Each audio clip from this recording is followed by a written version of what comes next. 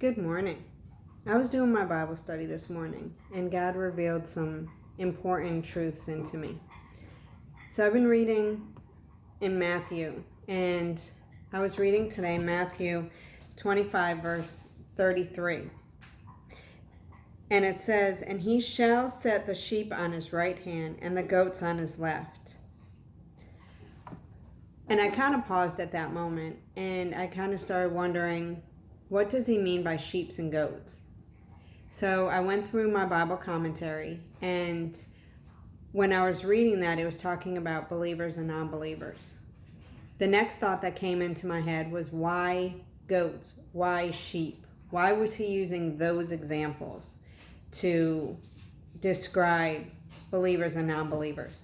So I started looking up the differences between goats and sheep to kind of get an understanding.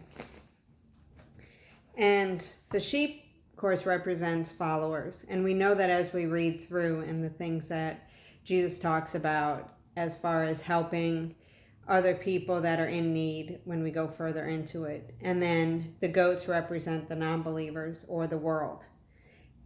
And when I read through what each one meant, it really gave me a deeper understanding as to why they were represented the way that they were. Sheep are grazers. They ramble slowly, eating short plants close to the ground. They kind of stay on a path of consistency, and they stay on a path of faithfulness. They get agitated when they get separated from the flock. They're very flock-oriented. And when they do this, just like believers, we kind of get separated, especially in this time of the coronavirus and everything that's going on. We're kind of separated from our flock. We're trying to keep the digital age keeping us connected, but there's still a lot of people who are allowing fear and stir craziness, or whatever you want to call it, where people are uncomfortable staying at home. We're asked to stay at home as much as possible, yet people are going to the parks, they're going to the beaches, and I've been one as well. I had to go to the parks, I just had to get out of the house. And still keeping that distance, but also being around other people. Being with other people and talking to them, it made me feel better. It made me feel more connected. I'm a big advocate for technology, but being forced to live by technology only has been a struggle. And here we are as the sheep trying not to go astray, but there are people within us that are among us that are going astray, that are having a hard time with this, and they're bleeding out. They're crying out for help. And we have to be willing to help. We have to be at his right hand, be willing to reach out to everyone who's out there. Getting back to the reference with the goats. A goat is a browser. It's an investigator. It nibbles and eats things like twigs, vines, shrub. It eats what it finds. Goats do not have any discernment as to really, consistency. They're just happy to find and investigate and try things out, to explore and interact with the world, to engage with the world. They're curious, yet independent. The goat reference is the world's reference. That independence, that curious as to the other things of the world. What are we finding? What are we seeing? Why is this in the natural? What is the purpose of the natural world? What is the purpose of things happening? Why are things happening? Why do we go back and back? They're investigating things. They're not just accepting of God. They're not just accepting, they're questioning, they're investigating, they're trying to figure things out. They're messing with stuff. And as you read through Matthew 24 and 25, it really talks about being different from the world. Now, I'm not saying investigating and trying to understand things and to grow and to become more intelligent towards the world is a bad thing. I'm not saying that at all. But at the same time that we're figuring things out and finding different grasses as the sheep or finding different plants, we're staying on the right path. We're staying together. We're staying strong. We don't need to be independent from God. We don't need to rely on ourselves. We don't need to rely on just doctors or the things of the world, but we need to rely on God 100%. As we read through Matthew 24 and 25, it talks about the end. It talks about Jesus coming back. And we go through all these different parables. He talks about the signs of the end coming in verses 29 through 34 of Matthew 24. He also talks about how Noah was expectant. Noah knew the world was going to end. Noah knew that there was going to be a great flood. And he tried to go out to people. He tried to get them to understand. But the truth of the matter is they didn't care. They didn't care about what it was. They were independent of God. So then the flood came. Noah's expectation protected him and his family, as well as the flock of animals that he was engaged in the ark. Then we continue through 42 through 51, and this is where God is talking about our faithfulness, and that even though Jesus isn't coming, we can't stop and do the things that we want to do. We have to continue through and be different than the world. We have to continue and remember all the things God wants us to do and be focused on doing those things. Because as we're expectant, we also need to be faithful.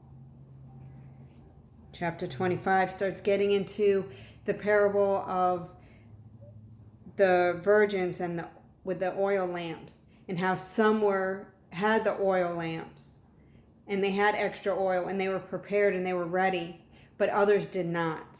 Others were there, they were ready, but they weren't prepared. We know that these times and these situations are showing us that we need to be ready for the end times. We understand as believers that at some point Jesus is going to come. These parables all have the same thing in common. They all talk about how we need to be prepared and we need to be ready for Jesus coming. We need to be different from the world. We need to be the sheep who are standing together, helping each other. Not just helping other believers, but helping other people. The grocery stores are getting emptied. The places where we go, people are stuck inside. My mother-in-law, who is 84, is having a really hard time being secluded. She wants to go to bingo. She wants to see her friends. She wants to do all these things. And we have to keep reminding her that it is for her safety to stay in. This is a very uncomfortable time for all of us, especially for the elderly, who their only thing is to have people around them. That's their only hope. We have to be prepared. We have to be willing to help those and to be there for other people. God calls us to be in management. When we talk about the parable with the talents, how he gave one person 5, the other 2, and one 1. And yet, they all had different takes on what the expectation of their use of these talents were. We have to be willing and accepting to do what God has called us to do, to reach out to people that God has called us to do, to reach out to be with, to help. Believers or non-believers, that's not our decision. That's not our place to decide. We get back to verses 33 through the rest of Matthew 25, and I want to read those. And again, we're talking about the sheep and the goats. We're talking about the believers and the non-believers. The Christians or the Masonic Jews or whatever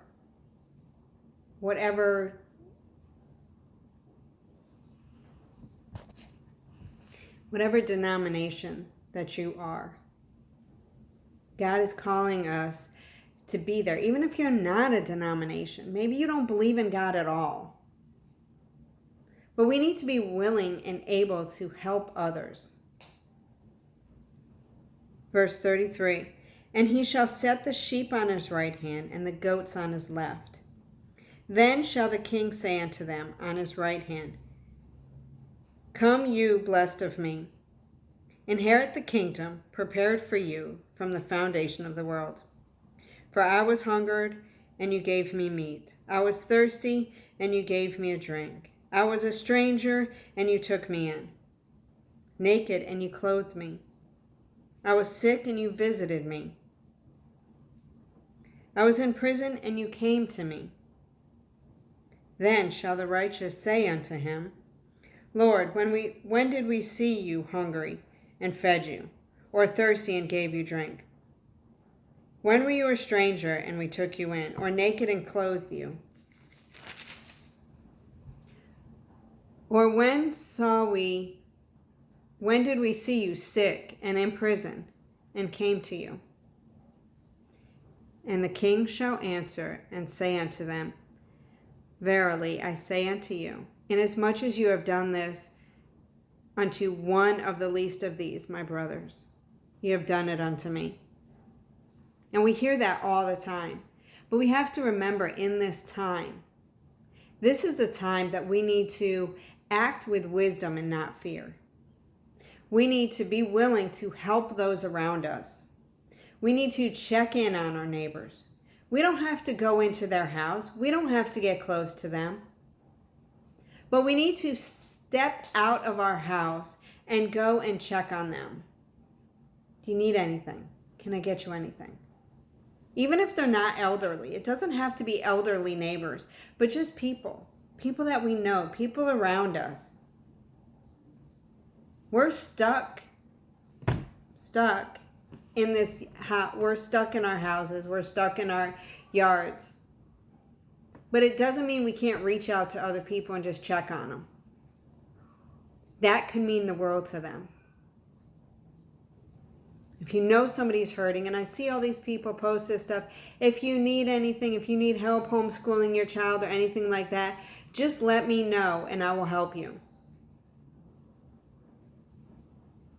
But what about the people who just need to know somebody cares? Reaching out generally through Facebook is not helping. There's going to be some people who are going to reach back, but there's going to be a lot of people that if you don't call them out, they're not going to ask for help. If you don't tell them that you're here for them specifically, they're not going to understand that you mean them. I know this as a teacher. There's so many times I'm walking around the classroom, I'm helping kids, and I'm helping them do what they need to do, and yet there's some who are sitting there, and if I don't come by and say to them, how can I help you? They don't think I'm talking to them. They don't think the teacher is calling on them. When they say get started, some people need personal invitations. Johnny, you need to get started. Jane, this is your time to start. Well, I'm calling on you. This is your time to start. Go out to your friends. Go out to your neighbors. Go out to your strangers. You've never met the guy across the street. Go knock on his door. This is the time to say, hey, are you good? Do you need anything? Is there anything I can do to help you? God wants us to help others. When we do this for people around us, especially in this time, God has given us a time to spend in His Word. This time that we're at home or with family. This is the opportunity for us to go and help those. We're second week in. We don't know how long this is going to last. Maybe every couple of days we go and knock on a neighbor's door. Maybe you make that phone call if you have their phone number. Maybe you pick a neighbor to stop by once a day. One neighbor's house each day. We need to help our families, but we need to be there for other people too. God has called us to be on a mission. God has called us to be disciples. Who are you discipling? The believers who feel the same way you do? Or the world, the goats, who maybe you just knocking on their door is going to show that difference. That's going to make them wonder, gee, why are the other goats not coming to check on me, but the sheep is? Our flock doesn't always have to be the same. Doesn't always have to be believers. We need to go out to the world and just show compassion, to show love. Maybe you get an extra package of toilet paper and you go knock on your neighbor's door and you give it to them. Maybe you get some fruit or some vinegar. I couldn't even get vinegar yesterday. Maybe you go and get some vinegar and you give it to the neighbor because you know what? They might need it. You never know. Just one small act of kindness can change a whole person's perspective. God is calling us to be the sheep, to be his right hand in a world that's scared, a world that is worried, that's independent of God, but yet needs God more than ever before. Are you willing to be that sheep? Are you willing to go out and be the disciple and to be the missionary that God has called you to be for your neighborhood? You don't have to go far. You don't have to go to another state. Maybe you're the difference in your neighborhood. Maybe you're the one that they need to see. I'm not saying go and preach the gospel. I'm not saying to go and convert people. I'm just saying go and be the light in a kingdom that is dark. Be the lamp. We don't put a candle under the table. Put it out for all to see. Everybody to see. Are you ready? Are you ready to be that light and to go out? Let me know.